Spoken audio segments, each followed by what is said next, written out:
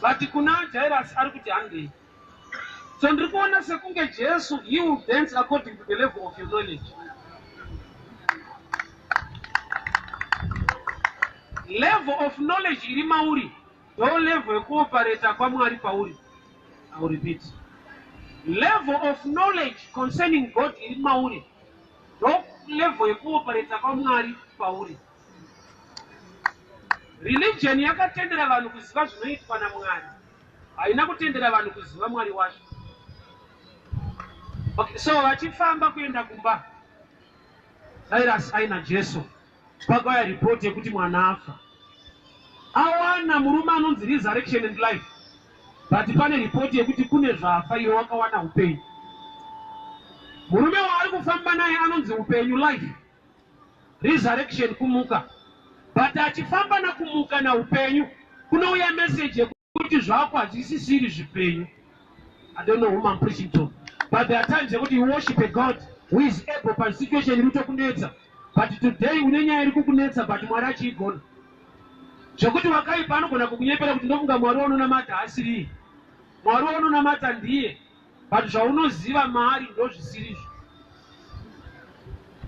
Jairus, Jesu wawawana ndiye anoti akataura shoko murambi anopora. Chaita kuti asataure shoko, wada hako kumbofamba naye asati ataura. Kwete kuti hagone kutaura, he will dance according to the level of knowledge that you have. Level yekuziva iri mauri ndo inodena kuoperata kwaMwari pauri. Daniel 11:32, vanoziva Mwari wavo vachava nesimba, vachaita mabasa makuru. Vanoziva Mwari wavo, kureva kuti level yemazivo aunoita Mwari wako ndo level yestrength pakuoperata kwacho. Those who know their God, they shall be strong and they will do exploits. Which means vasingazive, they are not allowed to do exploits. Kwete vasina nhamo vasingazive. Nokuti rati vanoziva Mwari wavo, rati vasingazive Mwari wavo havasi muklasi yekuita zvikuru. No matter vasangane dambudziko hombe. So Jairus awana Jesu anonzi life and resurrection.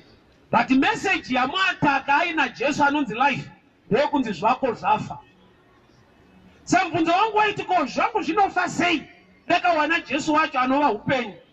Hazvife nekuti Jesu wandawana hana simba. Zvinofa nekuti ndiri kumushayisa simba pandamuwana. Nokuti simba rekutaura anaro, but handina kumutendera kuti taurai, ndati ngatifambei. Sina kutaura. Tine vanhu vari kufamba naMwari, but vane nyaya dzavakanyarara. Saka dzinofa kwete nekuti Mwari hana simba. Hausi kupa Mwari mukana wekutaura pasituation yako. Akasangana naJesu anonzi resurrection and life. Ndokubva asvikirwa nemessage yekunzi don't trouble the master anymore. Your child is dead. Sei zvichifa ndina Mwari. Sei zvisiri kuita ndina Mwari anonzi anozviita. Haisi nyaya kuti Mwari wandakawana haasiri. Inyaya yekuti level yeknowledge yandinayo maari haisiriyo. So I'm denying God access to deal with my situation now. Unaziva here kuti Mwari nyaya dzako hadzigoni mangwana now. But the level of knowledge iri mauri now inoita kuti azoita time. He is the same. It's all right, man of God. He is the same yesterday, today, and forever. Mwari haende kujimu nokuti anonzi wamasimba ose. Haachada rimwe simba. Iye pachake ndiye wamasimba ose. He is the same yesterday, today, and forever. But muna today, ukashaiwa knowledge, anoita sekunga achaita power tomorrow. Tine zvatinoti Mwari achaita kutaura kwevanhu. But unoziva here kuti palanguage yaMwari hakuna zvaachaita asi kuti ane zvaakatoita. Zvausati wane depth of understanding yekuti akatoita. Munhu ndiye anopupura achiti ndaporeswa. Shocking news, Mwari haaporesi, akaporesa. Rangu Bible rinoti nemavanga ake takaporeswa. Kureva kuti nyaya healing ipast tense mulanguage yaMwari. But kumunhu inogona kuva a future tense kuti ndichaporeswa ndikatenda. language dzemunhu nelanguage yama ipapa patone vhangeri rinotoda musi wesa nokuti vhangeri tikariverenga tikarinzwa tinoriisa mulanguage neunderstanding yedu totadza kurigamuchira mulanguage neunderstanding yake. Zoda zuva rese, I will repeat again. Kuita kwaMwari nekuti iri Bible rakatranslatewa. I'm not against translators, they were inspired by the Spirit of God. But the danger is zvinhu zvemweya. Shoko randiri kutoparidzai riri kupirwa naMwari, but rinosvikira pano ndoritsanangura sekufunga kwangu. Zvekuti ini ndikashaya relationship naMwari ndinogona kucorrupta a correct word rikasvika kwauri risiri right. That's why pavaifamba murenje vainzi misasa yenyu ngaigare yakachena. Why? Mwari paaida kuvapa chingwa, mana yaiappear on the ground. So as long the ground is dirty, munocorrupta good food. Kwete nekuti Mwari akupai zvine tsvina, but mune uchina hwekuti zvamafiwa zvinokurwarisa izvo zvakanaka. So main munhu iground nekuti munhu akasikwa neguruva revhu. Saka munhu akasazvi mudziyo umwe neumwe ukazvinatsa, that's the book of Timothy. Mudziyo umwe neumwe ukazvinatsa uchashandiswa mabasa makuru. Kurati mudziyo umwe neumwe ukasazvinatsa unoita mabasa asiriwo. Iwo wakapiwa assignment chaiyo. Asati wanzwa mafundiswa anongotuka vanhu chete. Hazvino kuti havasi vanhu vaMwari, ground harisi right. Sometimes ane bitterness nevamwe. Sometimes ane jealousy. Do you know kuti tinotofanirwa kugara tichinamata isu nyange tichiparidza? We must seek God. Why? Common sense dziri mandiri. I am a spirit being, but also housed in flesh. Ndine zvinondi challenge, ane zvinondinetsa, ane zvinondigumbura. Even ndiri pastor so, ndine zvinondibhowa. Atisingirozica, let me help you a little bit. You told him, don't the man of God and it's God of men. So I told him, madam, don't go to a man full time.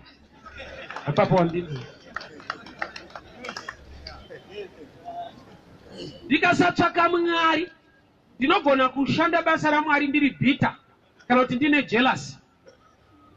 Unoziva kuti mufundisi akabatwa nemweya unonzi the love of money. Bible notice the root of evil. The love of. Mweya wechina ukamubata wekukaramari. Wechina kwete wakanaka ukamubata. Haumunyime mavhesi ekuitora nayo. Zvekuti kuti azive kuti mweya zvinogona kumutorera nguva nokuti ane mascriptures ari kutsanangura ende ichitobudawo. Satani akada kuti vanhu vabude mugadheni haataure zvake, anoisa Mwari mukati kuti ichokwadi here kuti Mwari akati. Ukangonzwa panoti Mwari ufunga kuti zvina Mwari. I'll leave this one. Jairus, murume waasangana naye anonzi life na resurrection. I'm the resurrection and life. But panouya message yekunzi usanetse tenzi mwana afa. Iye asangana na upenyu. Sei takauya kuna Mwari anopa upenyu nekuti upenyu hushanduke and things are still dead. Inoita kuti munhu achinje chechi. Let me help you. Chechi chaiyo ndiwe, miviri yedu itemberi yaJehovha. Iyoyo ngaichinje understanding iyoyo chechi iyo. No. Ndisopinda Anglican. Mwari hapinda Anglican kana. Anopinda vanhu vari muAnglican. Why? Nokuti miviri yedu ndo temberi yake. Isu machechi yedu ndo temberi dzedu. Ndoda kuti understand the language yaMwari nevanhu. Ipapa ndo pane imwe danger. Ndo paita kuti tiise zvinhu mufuture izvo zvichirisivwa today. Mary and Martha vanoti ichokwadi hanzvadzi yedu ichamuka. Musi uchamuka vanhu vaibhirivha kuti kune day rinomuka vakafa. Jesu akati hariko. Ramunofungidzira kuti day ndini. I am resurrection and life. Resurrection is not a day, is a person. Kana uchifungidzira kuti pane day richamuka vakafa. Jesus is resurrection, not day. To help you better. Day richauya Jesu. Ndopa chamuka vakafa. Kwete day racho rikakwana. Alikwana asina kuya nokuti iye ndiye day racho. Akawapanzwa wawa. So understanding munhu ikava so religious like Martha and Mary, you can wait for something that is already here. Saka Jesu paakauya parufuro rwaZaro panga pauya kumuka, but hanzvadzi dzake dzairamba dzichichema. nokuti vanga vasingamuzive kuti ndiani. Vaiti ndiJesu, iye ndokubata iri zvitaisai musherufi. Ndine ramuri kutoda pasituation yenyu. I am resurrection and life. That's why Mwari kuna Moses akati, Moses abvunza kuti munonzani? Mwari akati I am that I am. Kureva kuti pa time yauri kutondida, pa situation yauri kuda, I'm able. But nokuti haundizive, unogona kuti ndinofunga Mwari nyaya vachaigadzirisa pamu next week. He is powerful, he is mighty, he is the same yesterday, today, and forever. How can a man who have met life receive a news about death? Tokandibata papa. Jairus ari kufamba na Jesu anonzi life. Obva aparidzirwa kunzi mwana wako afa. Munhu ari pano ari kunamata Mwari anonzi kubudirira. But ari kuudzwa kuti zvako hazvisi kufamba, hazvisi kufaya. Anonamata kunzi anoporesa nemanga akaporesa. But kupora kwaramba, iye achifamba nakupora. What was the mystery? Mystery ndaiwana pana Luke 7. Roman centurion aenda kuna Jesu akati mdara, hapana need yekutravel up. Understanding yandanayo concerning you ndeyekuti you are so powerful to a level yekuti taurai shoko muranda anopora. Shoko rikataurwa muranda ndokubva apora. Poita vakuru vechechi vasina kukura mukuziva Mwari vari vakuru vechechi. Jairus, ruler of synagogue. Ndokuenda kuna Jesu ndokuti mdara handei munoturika maoko. Osa religion inoita kuti ungotaimira tumwe tuma. Vakasaturikwa maoko nofunga kuti hapasi serious so. Ndakamboenda kunoshandirwa kubani so. Kune rimwe sowe so. Handa kuti zvakaipa ndakambonoshandirwawo. Hakusi kupikisa inhororondo. Apikisa mapostori ndikutaura nhororondo ndakamboshandirwa. Muwandisa mashoko mukanwa memunhu. Havafarira totaura zvekupa ndaiendako. Pandakanoshandirwa ndine makore anenge 6 isiri pabasa. Ndadzingwa kwandaimboshanda. Unoziva vese vainga vane matambudziko akakura kudaro. Vaiti vakanzozouya nembiya kana kuti umuke kuseni uchichera mvura. Kuoma kwechinhu chiri kudiwa kunokupa confidence yekuti hazvinopera chete. Ndikawana mbiya nemvura yemumhango. Why? Nokuti waita rovha for a long time. Regai ndikuudzei kana gonyeti rikakura zvakadii makiyi anokwana muhomwe. Solution. It is very simple. But ukava problem for a long time. You want a solution iri tough. Unenge Naaman, 2 Kings 5. Paakanzenda unogeza kuJorodhani.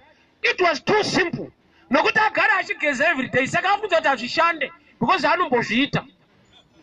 Kusvika akatsika akati kudi ndaitarisira kuti munhu waMwari abude panze aite sei ruoko. Munhu wereligion ane formula, haana revelation. Ingaona ukaenda kuna chiremba uchirwara, hausi unoudza chiremba kuti amarwara andaita ndaitoda ari madiscipline nemapana. Unomupa mukana kuti mudhara taurai ndimuri kuziva marwariro angu. Hauende une solution, unoenda kunotsvaka solution. Solution yake iri maringe level of medical knowledge hainayo. Saka uchiona pamwe pacho paunotarisa kubaiwa jekiseni hakubai, anongoti inwa mvura yakawanda. Unotofunga kuti haana kufunda. Ndino kuti ukaleka mvura mumiri mako chiremba akakuti enda unonwa mvura. Unototi kadi $5. Hapana wangu nditi ndimwe mvura. Unopopota. Saka anodhira nemindset. Anokupa tumapirizi kana 3. Oti kamwe chete kane magirazi mairi. Unoinwa hakuna zvekutamba unonwa mvura. Wega ndizo nori pano pari kunwiswa munhu mvura pana.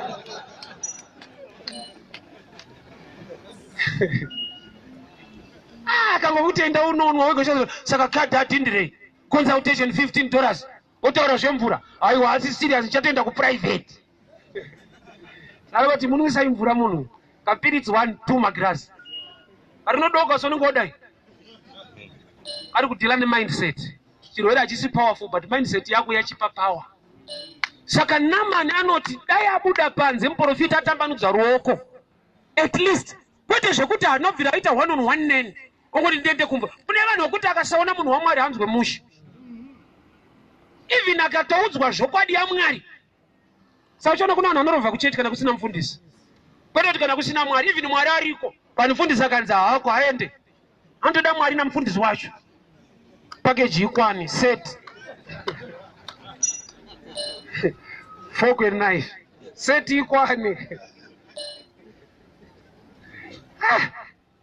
So this man, I want a solution, I want a life, I want a resurrection. Don't message don't trouble the master anymore. Your child is dead. Beware of people. Vanouya nedzidziso. Iwo wana Jesu mudzidzisi. Jesu is a teacher and rabbi. Pakubva munhu kumba chitusanetsisha. Mwana wako afa. Hazvina basa kuti kuchechi wakauya. Papulpit ndo paunoparidzirwa. Mukati murinorohwa futi. And rimwe racho rinenge rakarongeka, so just inenge respect. Usanetsa Ishe mwana afa. Wari kunzi usanetsa Ishe anomutsa vakafa. Saka abva kumba haanawo futi knowledge concerning how the master can go. Ngwarira vanhu vanoziva Jesu but vasingazivi ability iri mari. Baba itine murume akaguna Jesu akati Ishe ndoda kukuteverai but imbonditenderai ndonovigani baba wangu. Wari kuudza ndianomutsa vakafa but iye request yake ndeyekuti ndipei time ndifushire mudhara toteera. Wakanzwa reply ya Jesu papa, very dangerous reply. Zanzi rega vakafa vige vakafa. Ukazvinzwa ari kumurambidza here kana kuti kutendera here, I will help you to understand. Jesu paari kuti rega vakafa vige vakafa. Hakuna chitunha chinoenda nhamo. Saka roti madimikira. Hakuna afa anoti ndakuendawo kunhamo.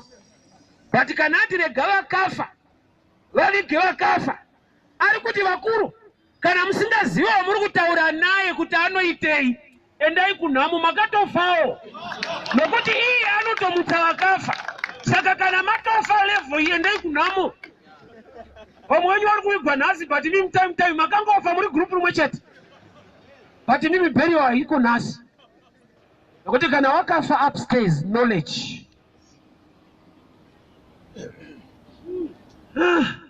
Usho kune tsumo netaura kuti kusaziva kudi.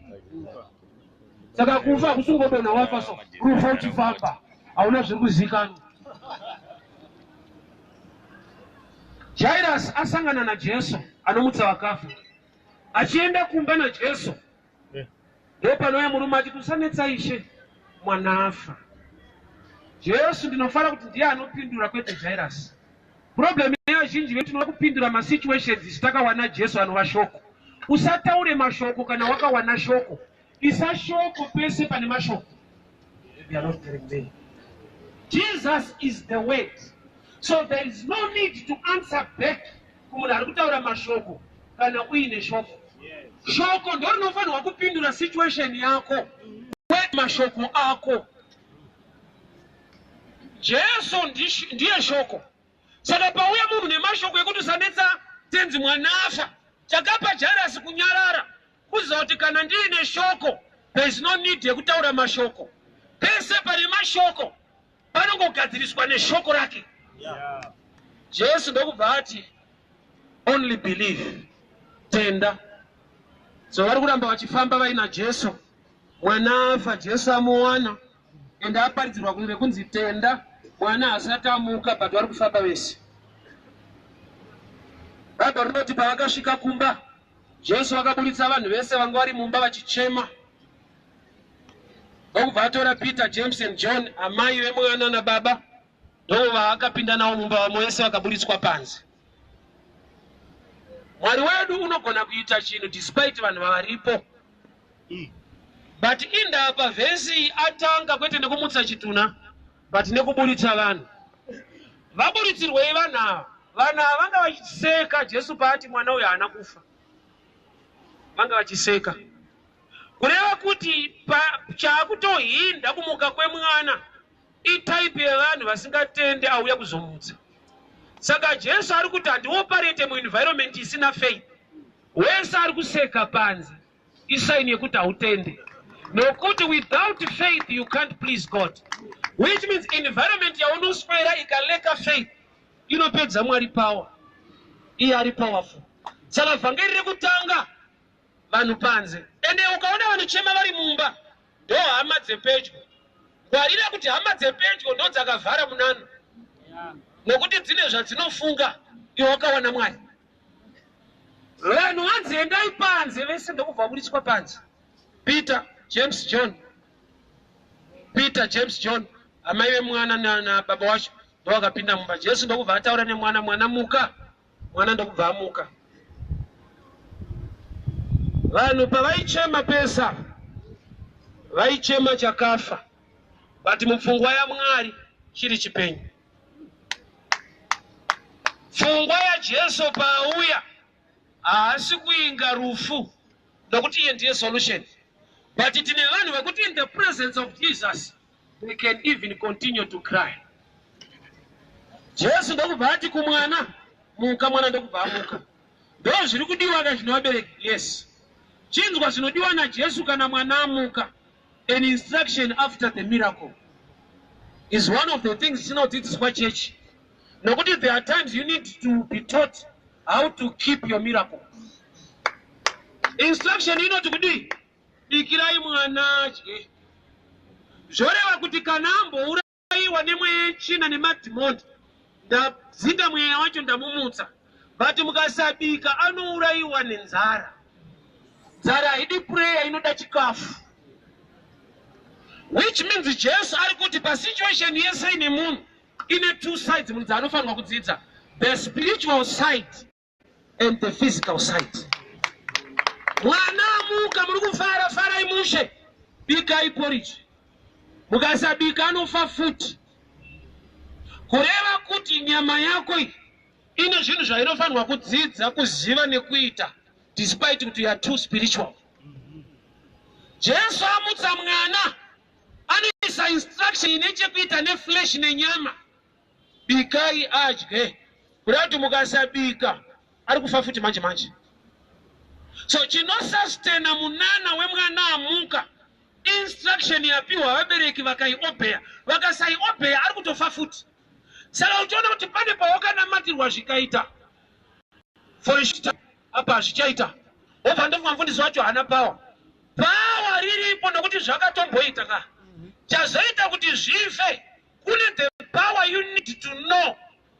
You need to know what to do to keep your miracle.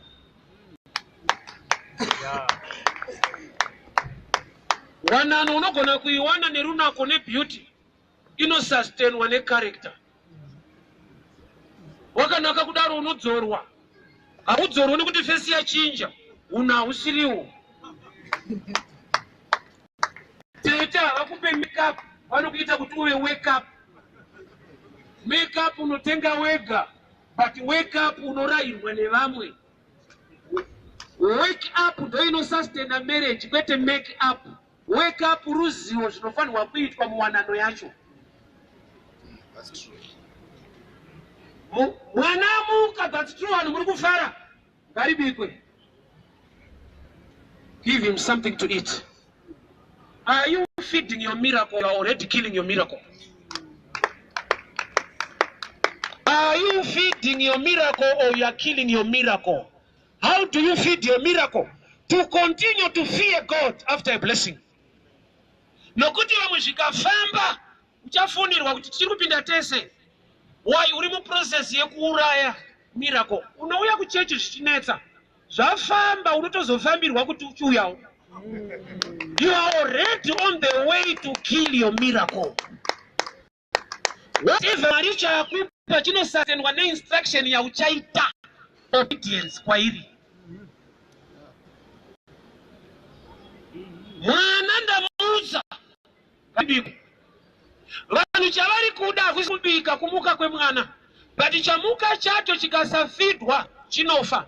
Kureva kuti une zvawakatoitirwa naMwari, zvinoda kufidwa neobedience, nekuramba uchitya Mwari, nekuteerera zvinotaura Mwari. Nokuti Mwari chaakakupa ichi, ukasamuteerera, chinopedzisira chakwatakwa, kwete nemweya yechina, nekusateerera Mwari wacho akakupa icho. Deliverance, I always tell you, I believe in deliverance.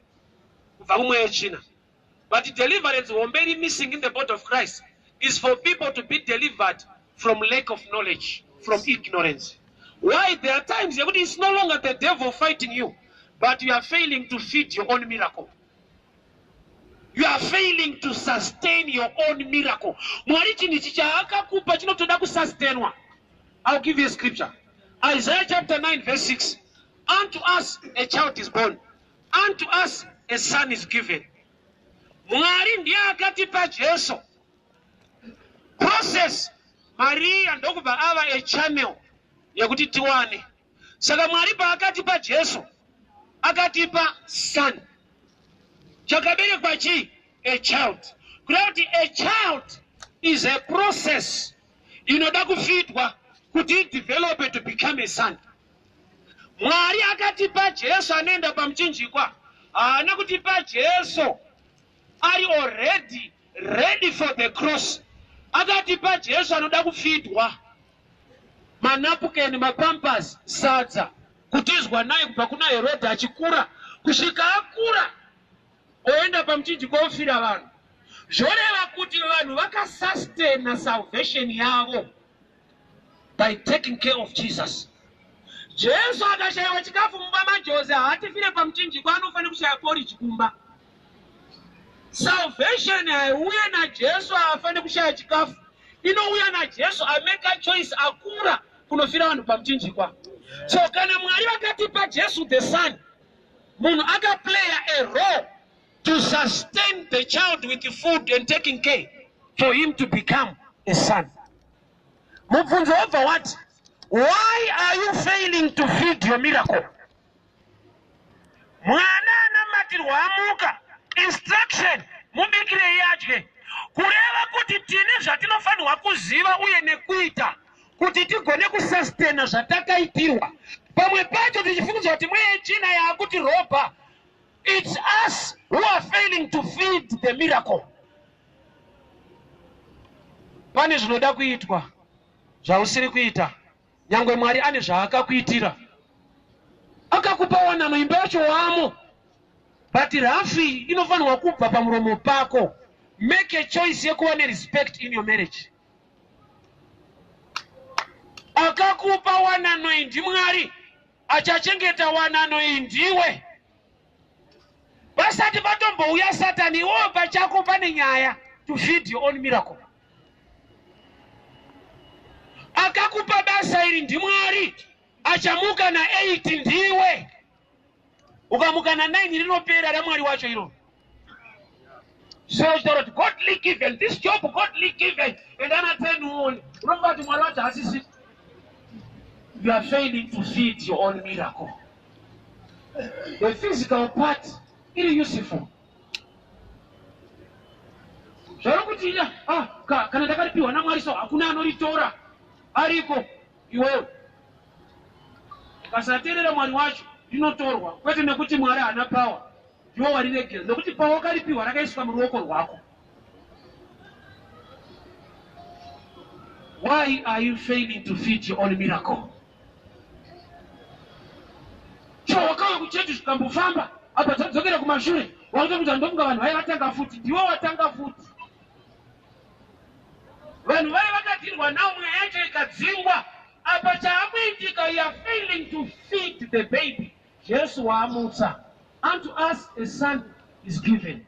Unto us a child is born. Jesu ndiye son ari given.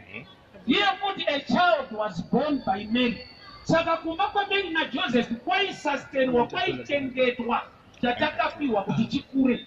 Saka pane zvimwe zvokuti Mwari vakada kukupa vakupe zvakura. Vanokupa kuti uzvikuti.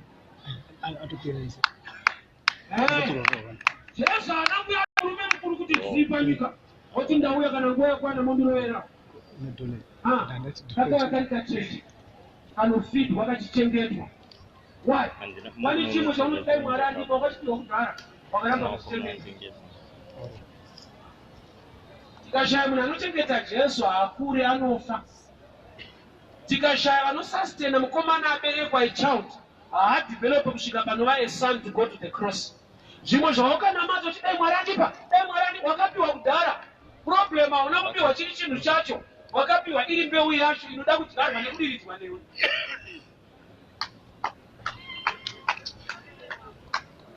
I always tell people this joke. A certain guy akati Mwari ndipewo mukadzi dhuzha. Bible rinoti mukadzi akanaka anobva kunani? saka kati Mwari akadzanawo kachipanamati papa ndipo mukadzi akati simbei Mwari ndokubva wamupa tiete mushana so ndokubva adzokera kupureya akati Ishe ndati akati simbei ndopa akazevezerwa munzeyo kunzi fidha uone iye kufidha adaoda zvakasimba kudhara unozivana kuti mudzimai wauinayo anosimbei kungoti paari izvi zvapasimbisi aramba naika ubate shuwa unomubvunza kuti ndimi here mai Cosmas asimba unoti paari apasimbisa. There are things that God has already given you and you are still praying for them. Why? Wakazvipiwa zvine instruction yekuti sustain this, feed the baby. Miracle yekumutswa kwemwana yaitwa naJesu. Instruction yekurarama kwemwana yapiwa abereki. Kurati abereki kunamatira mwana achimuka amugone, kati kumona kasadza mukwanisai. Basa raunoshanda wakaripiwa naMwari pachichaita kuti ugone kuriluza haisi mweya yetsvina, nonoka uone. The instruction indambopinda mukombe yanga yakatonyorwa sonzi God given. Ndiri mufundisi ndakanyozwa kuti ndo dzedu kaidzi. Ndichichafunzira kuti pamwe atibhadhari. God given. Ndinonzwa kuti bata nzeve vabereki, bata nzeve. Ndikati it's God given kanditori mufundisi. Zvanzi yakapa isusu kwete imini. Saka imi motongobhadhara svika mapiwa iko. Those are principles in this world. Jairus mwana amuka uri kufara. Chicharamba chichita kuti mumbe nemufaro mumba mako. Take care of the baby. Mubikirei. Mwari ndiropafadzei, ndibatewo zvinoendeka, ndibatewo mari. Money does not follow prayer, it follows service, what you do, what you offer. So John Muhammad Musa asi mukristu, he has a lot of money. Kwete by prayer, nekuhoda. Ukahoda unoita ndikutaurira. But ukanamata chaizvo unoita bitterness. Unopedzera kuti ndiye Satan. Tikuenda kumusha kunozorora. There are things we need to know on the ground. We need to do. You need to acquire skill pabasa rakwe. Kwena kuti chero ndichibata, God will bless the work of my hands. Vesi yo ndakainzwa iriko. Chinzwa Psalms 23. Akazodza musoro wangu namafuta. Mukombe unofashuka. Chinonzi musoro idea, knowledge, skill. Ukawana skill ne knowledge pabasa rako unowana more profit. Profit inobva pakuanointwa kwemusoro, musoro information. Anointing is grace dzamwari for you to have wisdom concerning what you do. Kwete kuti because ndiri mukristu hazvina basa kana marketing handiite because ndine nyasha. Ukahodha magumbeze kuchipisa unofunza kuti hakuna Mwari. Akatenge. Nekuti Mwari waunonamata iwe ndiye anonamatwa nevanhu vacho vada kutenga. Mwari anotoudza kuti akadzungaira munotasiyana nazvo. Wow, una research marketing, you are too spiritual and earthly useless. Ichokwadi amugone kunamata mwana akamuka, but zvandamumutsa fidhai mwana. Kana pagwara Lazaro, Jesu paakadana Lazaro abuda. Jesu akati yamunogona ndeye kusunungura tambo nokuti ndimi akasunga. Saka tambo iya isi ministry yaJesu. Sunungurai Lazaro. Kwete sunungurai. Saka pane problem yekuti kusunungura haugoni. But akamuka. Anouraiwa netambo idzodzo. Church, sometimes we lack knowledge and skill. We are too spiritual. As long as it is Mwari, anozvisustain. Iwe amutswa naJesu, hanzi ngaabikirwe porridge. Why Jesu ada porridge? Mukasabika anofa futi kwete nemweya yetsvina. Reason yekuti you don't know what to do in the natural. Hazvina mweya yetsvina kuacquire skill pabusiness, you are man of God. Hazvina mweya yetsvina kudzidza unyangwe nemarketing business wakaripiwa naMwari. Ndakazvipiwa naMwari. Kana murume ndakampiwa naMwari hakuna kwaanoenda. Gezai mai, mudhara anoenda, ndikutokususpectai. Mudhara anoenda uyu. Kunzwa type iri kugeza rafu, gezai. Makampiwa naMwari, munhu ngaite zvakanaka. Mbangu ndenyasha atakazipiwa taMwari vatamika pa. Kunza kunamira musho. Pakudaka wivi. Mwakampiwa naMwari but dzoro iri kudaka wivi. Musoro nendiza munhu kumusha uyu musoro uyu. We are not minded to be useless. We need to know what to do on the ground. Although we pray, although our businesses are covered by the blood of Jesus. Mwari ndiyakaita kuti namude muEgypt aende kuKenani. Yes. But vakasvika sei kuKenani? Not by prayer, by walking. Mukasafamba muende iye Mwari atoti munobuda. Because there is a physical part kuti pa manifest the spiritual blessing. Akazodza musoro namafuta. Chinonzi musoro in knowledge. Mukombe kuri kunzi mukombe uri kufashuka ndo zvaunobata mabasa ako kuti ave neincrease unofanirwa kunge une wisdom nyangwe uchiita prayer. Akazodza musoro namafuta mukombe uri kufashuka. Know what to do. Kana uri munhu anonama mapoto usatomboenda kuPorto Brook uko akaboka vanorasa ende kuti varasekwa. Izvozvo hazvitomboda mweya kana kunamatirwa iresearch. Kuna mamapoto unodzingwa. Ende kuti varasekwa unodzoka une imwe order gasira pera. Tokundwa ine mweya china yakati kuna Jesu. Kana matidzinga musatitendere kubuda munzvimbo ino. Anakamboinzwawo madhimoni ari muna region akachemera nzvimbo. Anyangwe mukati dzinga don't take us from this region. Why? Madhimoni anotoziva kuti we operate better muregion yauri assigned. Kune dhimoni rekuti rikaenda kuBrook hari operate. But rikaenda vaEpers apa rinooperator. Ari assigned maringe anonzi territorial demons. Anotoudza kunzi iwe uri dhimoni rinonzi Harare une chekuita nematsotsi nemahure nefast life. Iwe uri dhimoni rakangodhibha enda pachiwesha. Pana fast life unongowarowa vakadaro kusaidiko. Wakaona panoitwa deliverance wekuAfrica newekuAmerica. NaSatani wacho kuopereta kwake kuAfrica nekuAmerica zvakatosiyana. Uko vane madhimoni anotonoza. I'm not going, come on. Rekuno munotobata munhu muri 6.